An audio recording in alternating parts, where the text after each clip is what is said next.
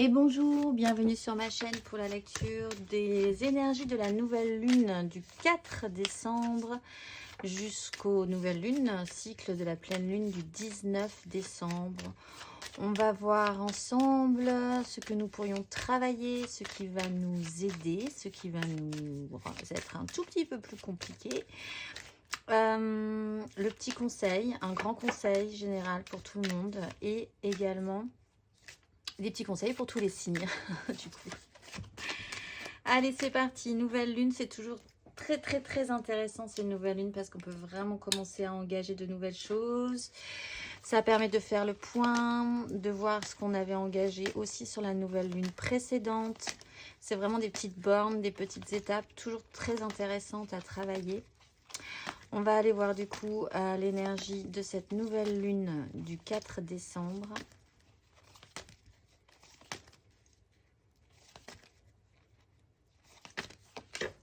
Le pendu et le chariot, alors du coup, un petit coup d'arrêt pour un starter.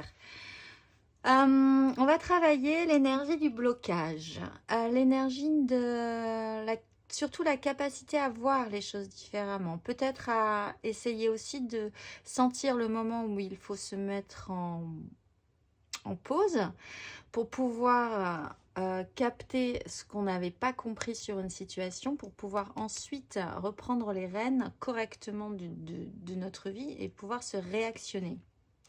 Ouais, sur le jugement. Avec le magicien. Ça permettrait de nous redonner toutes les cartes en main, peut-être pour affronter l'énergie du diable qui arrive derrière. Donc, c'est une énergie assez intéressante à travailler. En plus, ça tombe bien, c'est une énergie d'hiver. Enfin, moi, que je trouve assez d'hiver. On est bloqué quelque part en attendant que la neige fonde. Mais ça nous permet aussi, en étant bloqué quelque part en attendant que la neige fonde, de prendre le temps d'observer autour de nous ce qu'on n'avait perdu de vue aussi. En prenant le temps d'observer tous les petits détails qui nous passaient totalement à côté parce que le flot de la vie fait qu'on arrête de regarder vraiment les choses telles qu'elles sont. Voilà, donc un renversement de situation, un inversement de point de vue, un blocage essentiel qui peut être créé par nous, hein, ceci dit, donc il serait intéressant de travailler même quand on se sentira bloqué, de se dire qu'on n'a pas la bonne réponse du premier coup, peut-être. Alors, on va aller voir plus avant sur ces énergies à travailler.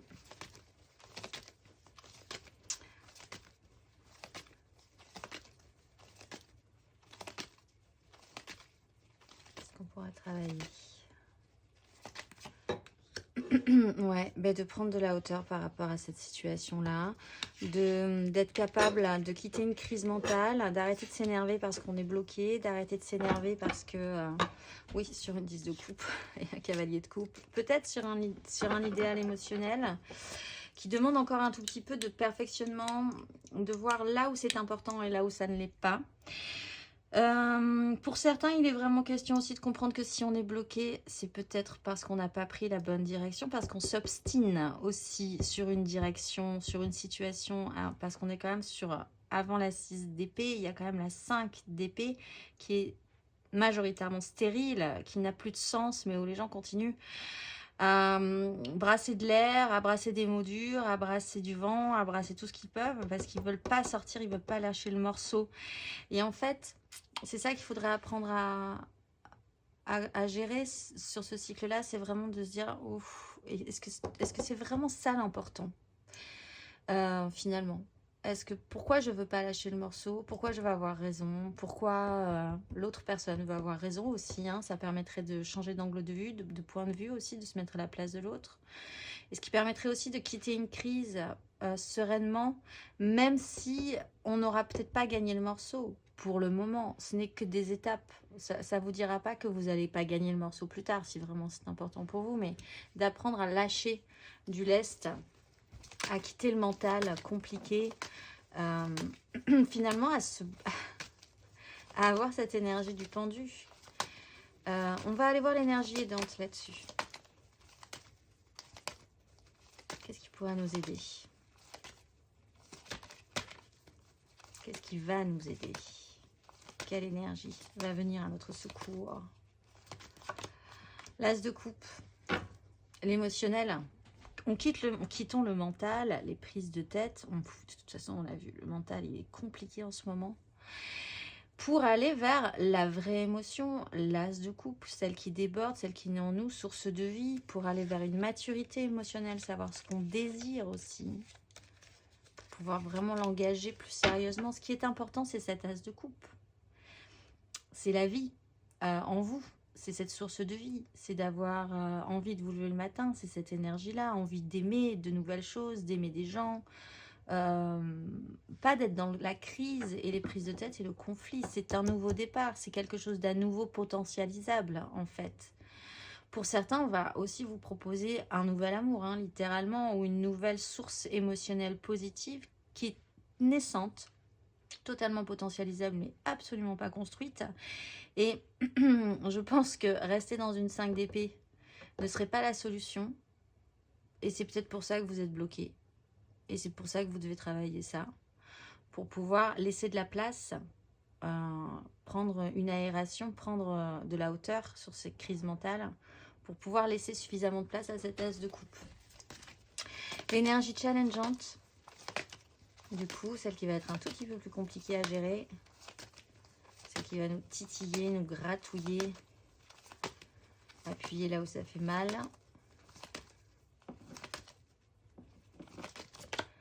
C'est la 3 de coupe. C'est marrant parce qu'on a des énergies très positives.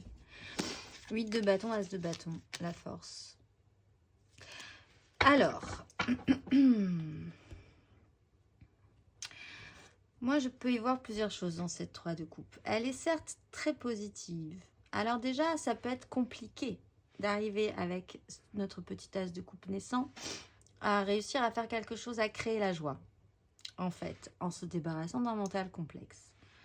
De se dire que rien n'est plus simple et plus beau et plus agréable, juste que de partager mon émotionnel avec quelqu'un, que ce soit joyeux, que ce soit créatif, d'y mettre un investissement aussi pour que ça soit bien, que ça soit festif, que ça me fasse plaisir, que ça fasse plaisir aux autres.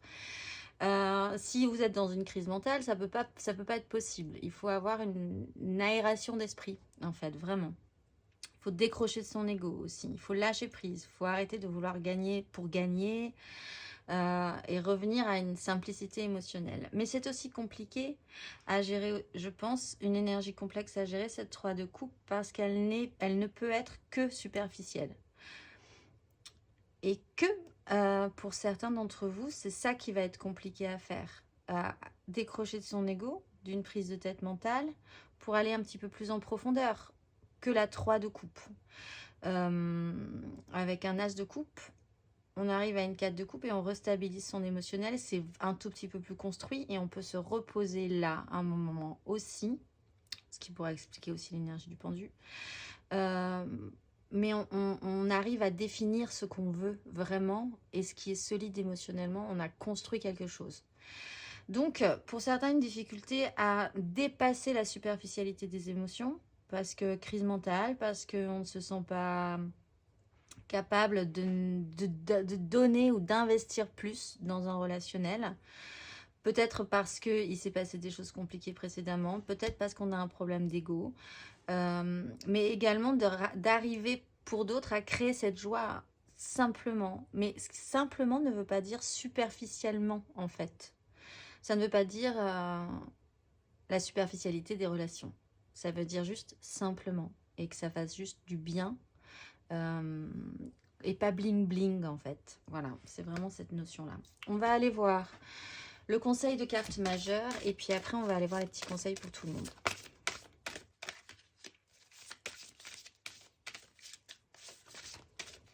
Mais de base, ce que nous pourrions travailler sérieusement, ce que les énergies nous proposent là, c'est d'engager cette 6 d'épée. Hein. D'arrêter de se prendre la tête. Alors, le petit conseil, le grand conseil des grandes cartes majeures. Jeu énormissime. Pour ce cycle, ce nouveau cycle à engager. Le diable. La justice. Pourquoi vous êtes attaché à une complexification mentale? Pourquoi ben, finalement, parfois, pour certains, vous serez bloqué et vous vous agacerez d'être bloqué. Mais l'énergie du diable, c'est de vous dire, mais si vous êtes bloqué, c'est que vous l'avez bien voulu et que vous y trouvez aussi un intérêt. Du coup, ça vous permet de ne pas vous investir plus. On en reparlait avec cette 3 de coupe. Ça vous permet de rester en sécurité dans votre grotte, parce que là, on est sur une chauve-souris.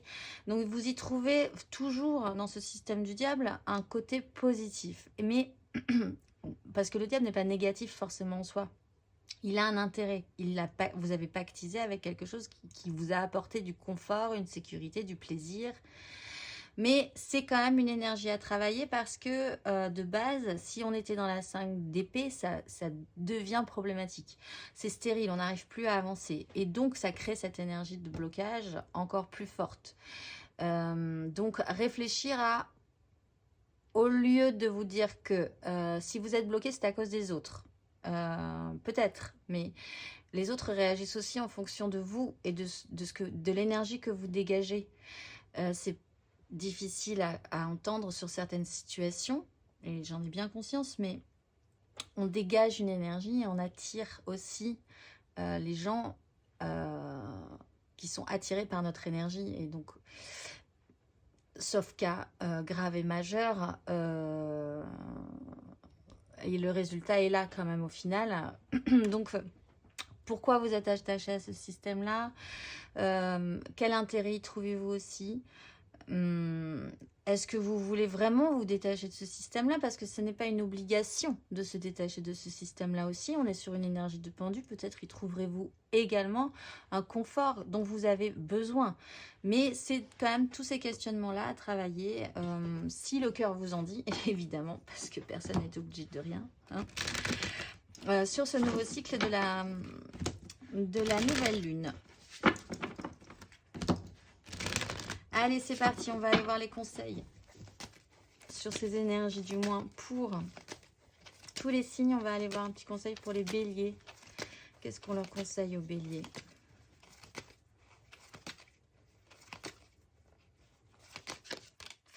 Cavalier de denier.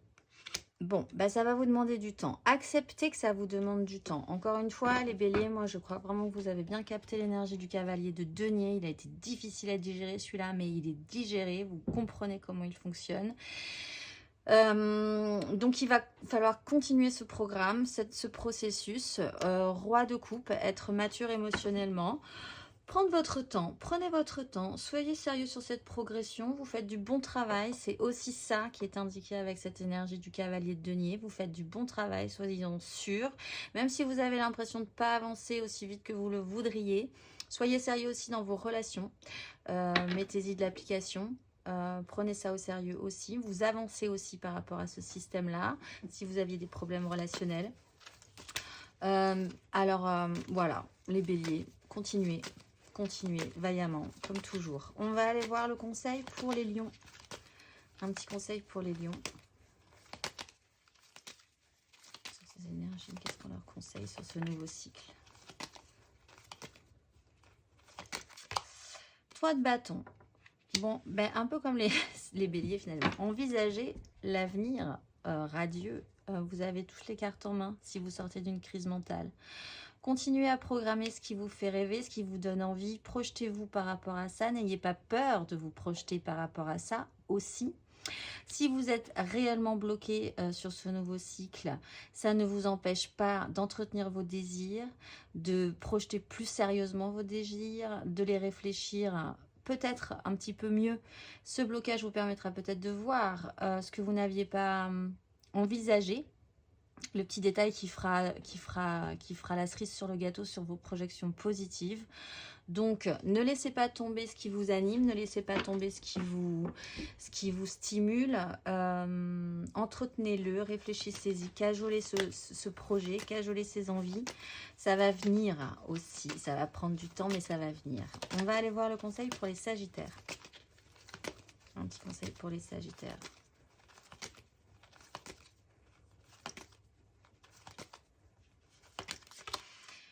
La mort. Bon, ben là, il y a une transformation à faire. Peut-être sur des conflits, des crises, la façon dont vous aviez de ne pas lâcher le morceau. Peut-être. laisser quelque chose derrière soi. Avec le pendu, il y a peut-être une notion d'ego. Puisqu'on se déleste aussi pas mal d'un ego avec la mort. Sortir victorieux de vos désirs. Alors peut-être que oui, là aussi, il y a quand même une notion d'ego avec la 6 de bâton. Peut-être qu'il serait plus intéressant de s'intéresser à ce qui vous fait vraiment vibrer émotionnellement plutôt qu'à vouloir gagner, vouloir que les gens voient que vous avez gagné. Même si c'est stimulant, même si ça vous intéresse, même si vous n'êtes pas obligé de lâcher ce système-là, pour certains sagittaires, il y a quand même une transformation à faire, un deuil à faire par rapport à ça aussi. Il faut lâcher du lest. Lâcher du lest, sinon vous ne redécollerez pas en fait. Vous resterez un tout petit peu bloqué sur ce pendu un petit moment. On va aller voir le conseil pour les Gémeaux. Un petit conseil pour les Gémeaux.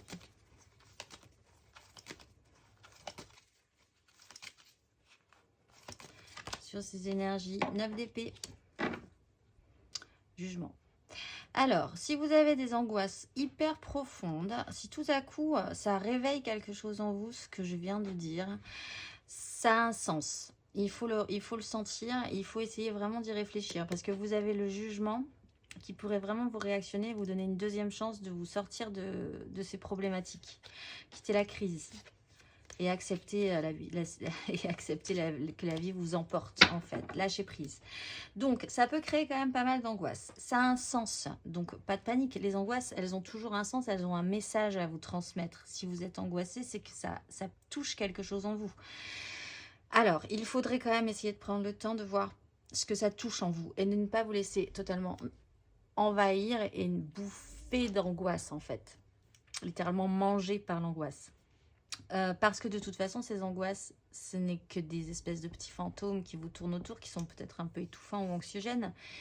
Mais si vous avancez vers eux et que vous vous rendrez compte que vous les traversez, elles ne peuvent rien vous faire d'autre que, en fait, de vous signaler qu'il y a un problème. C'est un réflexe, c'est un signal qu'il faut être attentif à ça.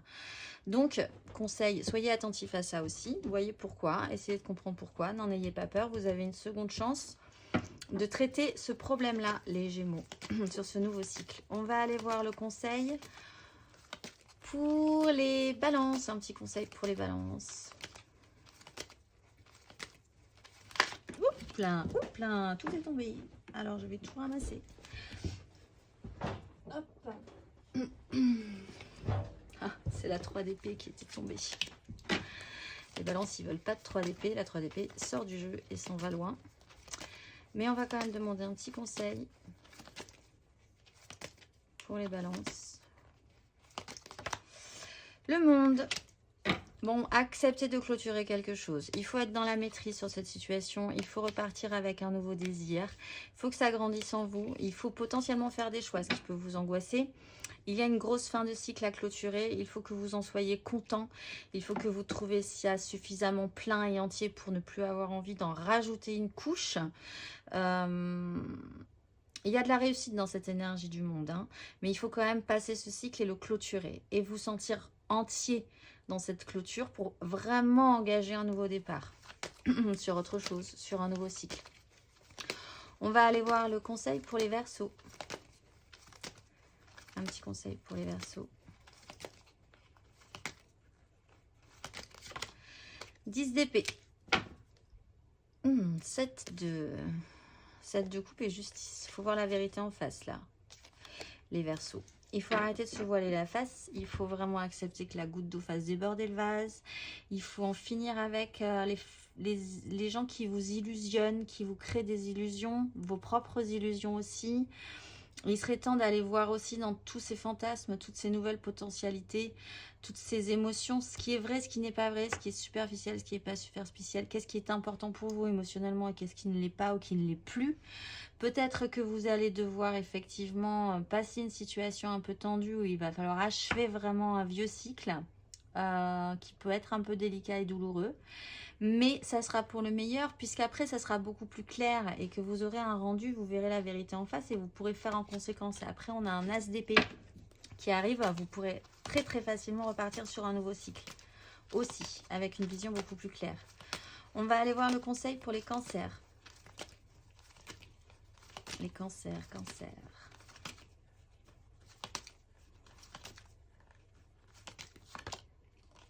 La roue de fortune, accepter que ça change et puis surtout accepter de faire différemment.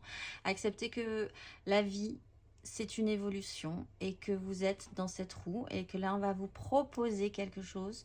Et ça serait, si vous sentez bien cette énergie, intéressante de vous dire que vous pourrez faire différemment, que vous serez différent sur ce prochain cycle, que vous penserez différemment, que vous agirez différemment, que vous êtes différent aussi et qu'il faut accepter ce système-là.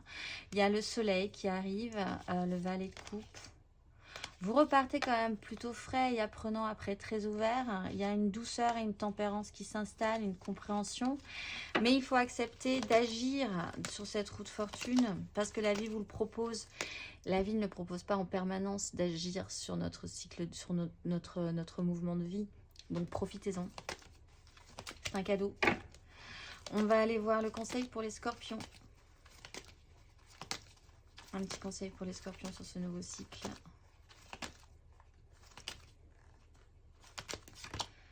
Roi de bâton, ordonnez vos désirs les scorpions, engagez vos désirs, engagez qu'il disait, engagez-les. Vous avez la 10 de denier, vous avez la 6 de coupe, il va falloir faire avec votre méga construction et un émotionnel aussi très équilibré ou avec en tout cas des relations qui sont vraiment très pures et très belles.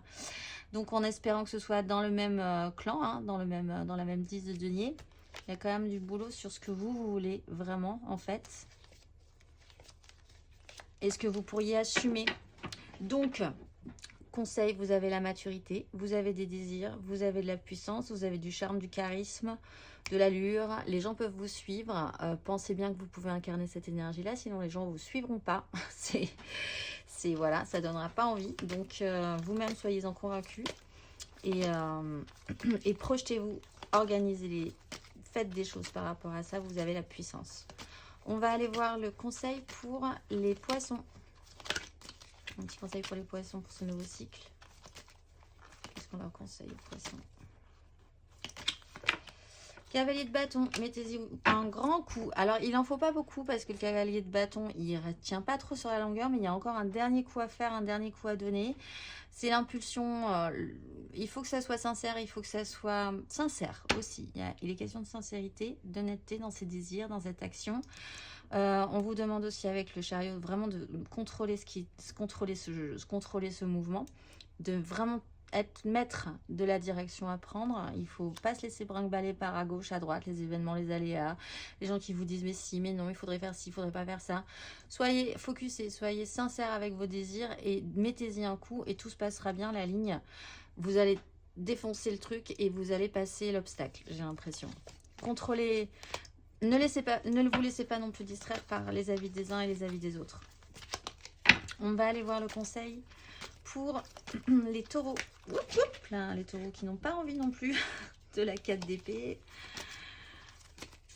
Allez, c'est parti les taureaux. Un petit conseil pour les taureaux sur ce nouveau cycle.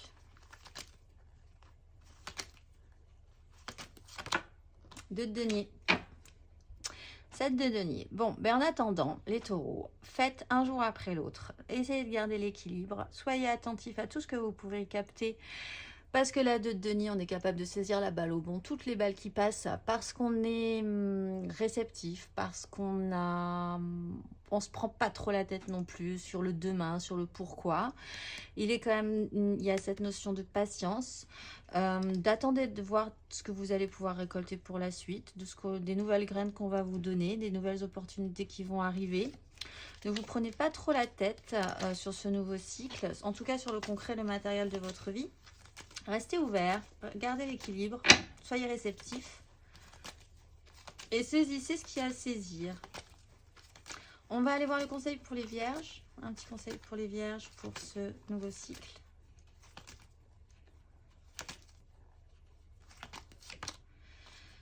La lune, alors vous, 10 de bâton. Alors, il pourrait se passer quelque chose pour vous les vierges entre le 4 décembre et le 19 décembre. Et ce cycle qui s'engage pourrait révéler quand même une 10 de bâton. Vous portez un fardeau. Il y a un cycle à passer encore pour vous les vierges aussi. Vous avancez vraiment dans une route clair-obscur. Il y a des émotions qui remontent, il y a peut-être des émotions malaisantes, quelque chose qui vous met mal à l'aise.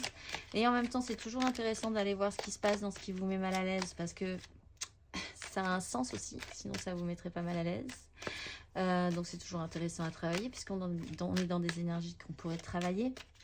Comprenez bien qu'il va vous falloir quand même un cycle ou deux derrière.